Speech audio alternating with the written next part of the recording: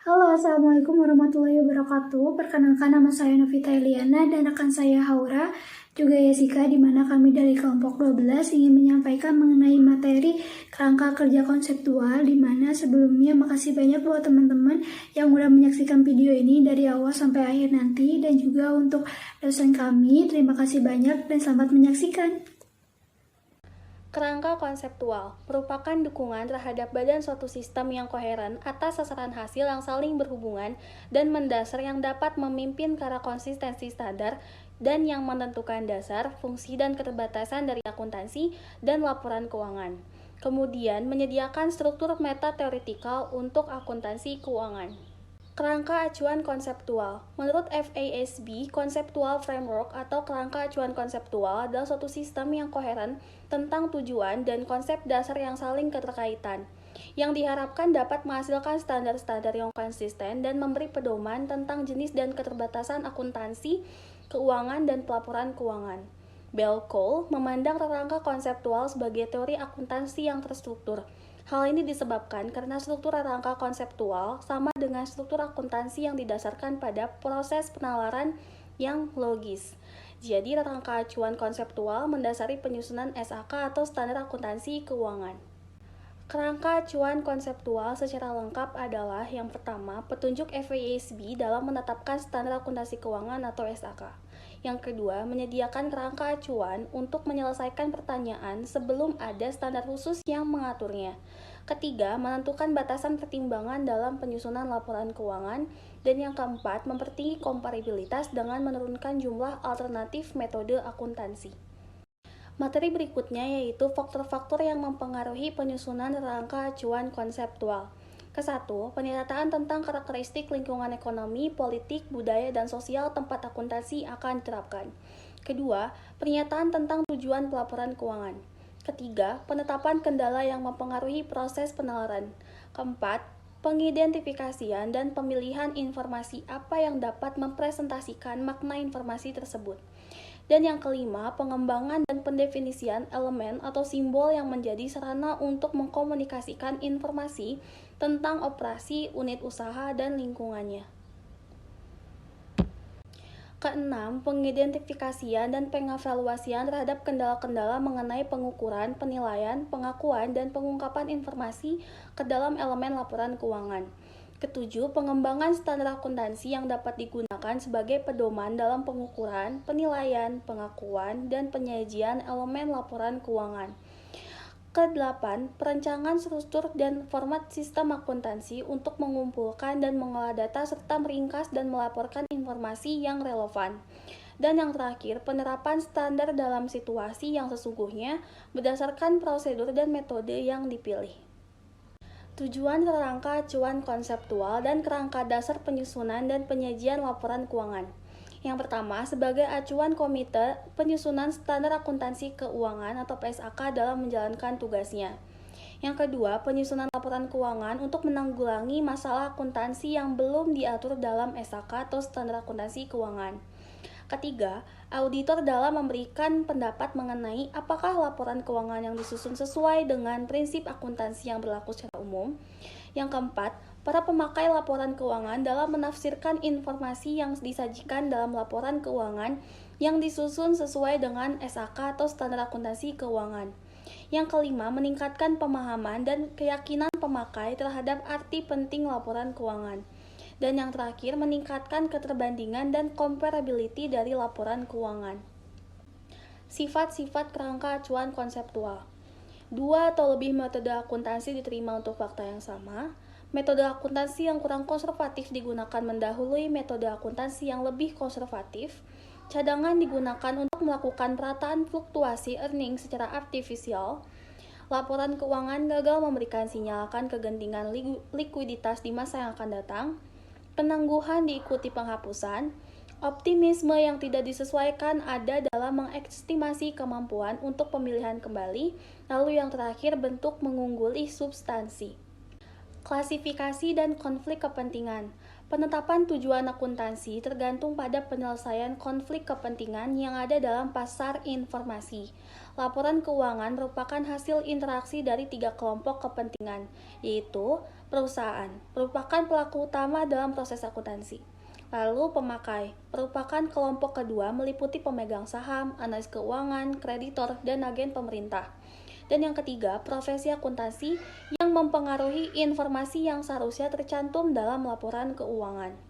Berdasarkan konflik tersebut dapat digunakan dalam menetapkan tujuan akuntansi, yaitu tujuan khusus laporan keuangan yang menyajikan secara wajar dan sesuai dengan prinsip akuntansi yang diterima secara umum, posisi keuangan, hasil operasi, dan perubahan dalam posisi keuangan. Lalu, tujuan umum laporan keuangan yaitu menyajikan informasi yang dapat dipercaya tentang sumber daya ekonomi dan kewajiban suatu usaha bisnis. Lalu, menyediakan informasi yang dapat dipercaya tentang perubahan sumber daya bersih sebagai hasil dari aktivitas perusahaan yang menghasilkan profit. Dan yang ketiga, menyediakan informasi keuangan yang dapat digunakan untuk mengestimasi earnings yang potensial. Lalu yang keempat, mengungkapkan informasi lain yang relevan dengan kebutuhan pemakai. Selanjutnya dari tujuan akuntansi ada tujuan kualitatif. Yang pertama, relevan. Relevan yaitu memilih informasi yang paling mungkin untuk membantu pemakai dalam pembuatan keputusan ekonomi. Yang kedua, dapat dipahami. Selain harus jelas informasi, juga harus dapat dipahami. Yang ketiga, dapat diuji kebenarannya. Hasil-hasil akuntansi dibenarkan oleh ukuran yang independen menggunakan metode pengukuran yang sama. Yang keempat, netral. Informasi akuntansi diarahkan pada kebutuhan umum pemakai dan bukan kebutuhan khusus pemakai tertentu. Yang kelima, dapat diperbandingkan. Perbedaan-perbedaan seharusnya tidak dapat mengakibatkan perlakuan akuntansi yang berbeda. Yang keenam, kelengkapan. Semua informasi yang memenuhi persyaratan tujuan-tujuan kualitatif lain harus dilaporkan. Selanjutnya, karakteristik kualitas informasi akuntansi menurut kerangka dasar penyusunan penyajian laporan keuangan. Yang pertama, dapat dipahami. Yang kedua, relevan. Yang ketiga, keandalan. Dan yang terakhir, dapat dibandingkan. Selanjutnya ada konsep dasar. Konsep dasar adalah konsep yang semata-mata merupakan anggapan yang tidak harus termanifestasikan dalam praktik yang senyatanya, tetapi harus dipertimbangkan dalam penyusunan standar akuntansi maupun dalam menginterpretasikan informasi akuntansi. Selanjutnya, ada konsep dasar menurut Patten and Littleton. Yang pertama, kesatuan usaha. Yang kedua, kontinuitas usaha. Yang ketiga, jumlah kesepakatan. Yang keempat, ikatan kos atau kos yang berdaya ikat. Yang kelima, ada upaya dan hasil. Yang keenam, ada bukti objektif yang handal. Dan yang terakhir, ada asumsi. Selanjutnya, ada konsep dasar menurut prinsip akuntansi Indonesia. Yang pertama, ada kesatuan akuntansi. Yang kedua, ada kesinambungan. Yang ketiga, periode akuntansi. Yang keempat, pengukuran dalam nilai uang. Yang kelima, ada harga pertukaran. Dan yang terakhir, ada penetapan beban dan pendapatan.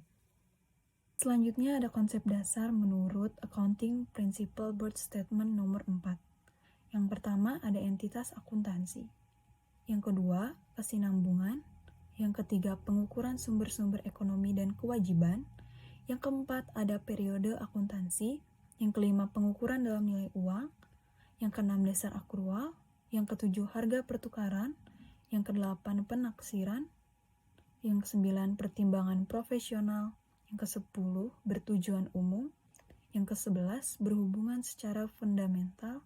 Yang ke-12, ada substance over form. Yang ke-13, ada materialitas. Selanjutnya ada konsep dasar menurut Paul Green. Yang pertama, masyarakat dan pemerintah mengakui adanya hak kepemilikan pribadi. Yang kedua, kesatuan usaha khusus. Yang ketiga, ada kesinambungan. Keempat, ada konsistensi antar periode untuk entitas yang sama. Yang kelima, ada keanekaragaman perlakuan akuntansi antar kesatuan usaha. Yang keenam, ada konservatif keandalan data keuangan melalui pengendalian intern. Yang ketujuh, ada materiality, dan yang terakhir ada periodisasi, Laporan memerlukan taksiran. Konsep dasar. Menurut Suwarjono, konsep dasar yang telah dikemukakan di atas menggarisbawahi yang terpenting dari konsep ini adalah yang pertama adalah kesatuan usaha, di mana konsep bahwa perusahaan dianggap sebagai badan atau pihak yang berdiri sendiri dan bertindak atas namanya sendiri terpisah dari pemilik. Yang kedua, konsep periode, di mana menganggap bahwa untuk mengukur kemajuan perusahaan, konsep periode waktu digunakan sebagai takaran pengukuran dan bukan angkatan atau jumlah produksi atau penjualan. Sudut pandang akuntansi tradisional. Yang pertama ada proprietary theory atau teori kesatuan, di mana bersudut pandang sebagai pusat perhatian akuntansi, yang artinya aktiva dikurangi kewajiban sama dengan modal. Dan yang kedua yang bersudut pandang kesatuan usaha, artinya perhatian akuntansi adalah unit usaha bukan pemilik, yang artinya aktiva ini sama dengan kewajiban plus modal. Dan ada pan teori, yaitu pusat perhatian akuntansi dalam konsep ini ada pada unit operasi dengan tujuan tertentu atau kesatuan kegiatan khusus, dan atau untuk melaksanakan kegiatan tersebut diperlukan sumber ekonomi berupa aset likuid seperti kas, di mana aktiva likuid ini sama dengan saldo dana. Selanjutnya ada Commander teori atau teori kesatuan pengendali, di mana sudut pandang dalam teori ini menitik beratkan pada pihak yang mengendalikan sumber ekonomi perusahaan tanpa memperhatikan pemilikan. Yang selanjutnya ada investor teori atau teori kesatuan investor, di mana menjadi pusat perhatian akuntansi yang kepada kreditor jangka panjang dan pemegang sahamnya itu, sehingga laba harus didefinisikan sebagai jumlah rupiah yang menjadi hak kelompok tersebut. Jadi artinya aktiva ini dikurangi utang jangka pendek sama dengan ekuitas investor.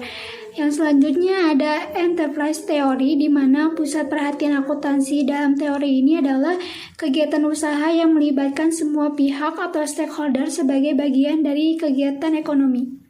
Selanjutnya ada lingkungan akuntansi, di mana 4 unsur yang membentuk lingkungan akuntansi, yaitu para pemakai laporan keuangan, organisasi kegiatan ekonomi dalam masyarakat, kegiatan ekonomi dalam perusahaan secara individual, dan cara pengukuran aktivitas ekonomi. Selanjutnya ada lingkungan akuntansi kembali, di mana ada faktor-faktor lingkungan yang harus diperhatikan dalam merumuskan tujuan akuntansi, yaitu sistem perekonomian pasar yang maju, sistem perbankan yang efisien dan canggih, sistem peradilan yang kuat dan berwibawa, pasar modal yang maju, pengakuan penuh terhadap milik pribadi, penghargaan prestasi individual, badan usaha sebagai bentuk utama organisasi perusahaan, pemisahan antara pemilik dan manajemen, perilaku pengambilan keputusan yang rasional, juga sistem birokrasi yang mantap dan fungsional. Selanjutnya, lingkungan akuntansi kembali, di mana terdapat faktor-faktor lingkungan yang harus diperhatikan dalam merumuskan tujuan akuntansi ini, yaitu ada sistem perekonomian pasar yang maju, sistem perbankan efisien dan canggih, sistem peradilan yang kuat dan berwibawa, pasar modal yang maju, pengakuan penuh terhadap milik pribadi, penghargaan prestasi individual, badan usaha sebagai bentuk utama organisasi perusahaan, pemisahan antara pemilik dan manajemen, perilaku pengambilan keputusan yang rasional, sistem birokrasi yang mantap dan fungsional. Pemakai informasi akuntansi. Para pemakai yang berkepentingan langsung, pemilik, kreditor, calon pemilik, calon kreditor, manajemen, kantor pajak, pegawai, dan pelanggan. Para pemakai yang tidak berkepentingan langsung, analisis, penasehat keuangan, pasar modal, pengacara, pejabat, registrasi, berkepentingan pers, asosiasi dagang, dan serikat buruh. Manfaat kerangka konseptual. Persepsi terhadap peranan kerangka konseptual dalam kebijakan akuntansi adalah karena terlibat dalam pembuatan kebijakan yang dapat didefinisikan sebagai proses di mana individu atau kelompok yang punya kekuasaan menentukan pedoman umum, tindakan mempengaruhi anggota lain dalam suatu organisasi atau keseluruhan masyarakat. Manfaat kerangka konseptual. Pembuatan kebijakan adalah proses pemilih yang mana ketika pilihan merupakan masalah opini atau selera atau beberapa kriteria personal atau organisasi dan bukan sekedar menyangkut permasalahan teknologi, maka kerangka konseptual adalah membawa ke arah konsistensi standar, merekomendasikan sifat, fungsi, dan keterbatasan akuntansi keuangan dan pelaporan. Penggunaan kerangka konseptual yang diterima umum akan menjadikan penyusunan standar lebih efisien, efektif, lebih cepat, lebih konsisten, dan menyediakan jawaban-jawaban yang bisa dipertahankan. Peran utama kerangka konseptual adalah untuk memperkaya kemungkinan keterimaan pernyataan-pernyataan tertentu yang akan diusulkan ataupun yang sudah berjalan. Selanjutnya, keterbatasan kerangka konseptual. Penyusunan kerangka konseptual sangat membantu asalkan saling mendukung dan tidak akan berguna pada saat terjadi pertentangan kedua.